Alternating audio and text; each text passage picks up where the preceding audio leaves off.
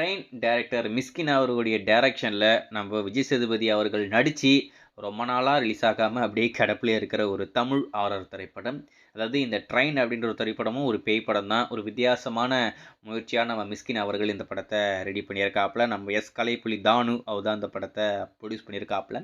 அவருடைய ப்ரொடக்ஷன்னா எந்த ஒரு பிரச்சனையும் இல்லாமல் படம் வந்துடும். ஆனால் இந்த படத்துக்கு என்ன பிரச்சனைன்னு தெரியல, இன்னமும் ரிலீஸ் ஆகாமல் இருக்கேன்.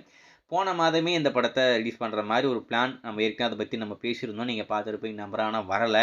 இந்த மாதம் இறுதிக்குள்ளே இந்த ட்ரெயின் திரைப்படம் வந்துடும், ஸ்டேஷன்லேருந்து வெளியே வந்துடும் அப்படின்ற மாதிரி சொல்கிறாங்க. ரொம்பவே டிலே ஆகிட்டு இருக்கேன்.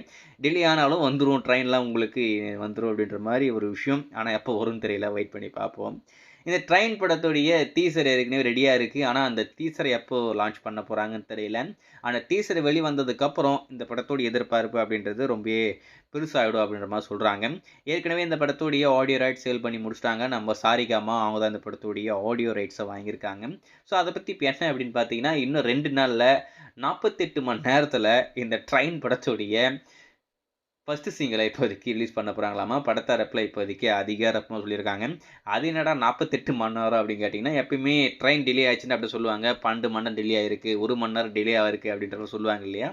அதே மாதிரி இவங்களும் ட்ரெயின் படத்துக்கு ஏற்ற மாதிரியே அந்த அப்டேட் சொல்கிறாங்க போல இருக்குது. இன்னும் 48 மணி நேரத்தில் உங்களுக்கு ட்ரெயின் படத்துடைய முதல் பாடல் காத்துக்கிட்டு இருக்கு. ஸோ வெயிட் பண்ணி பார்ப்போம். அது வெளிவந்ததுக்கப்புறம் அது கேட்டுட்டு அது எப்படி இருக்குது அப்படின்னு சொல்லிட்டு நான் கண்டிப்பாக அப்டேட் பண்ணுறேன்.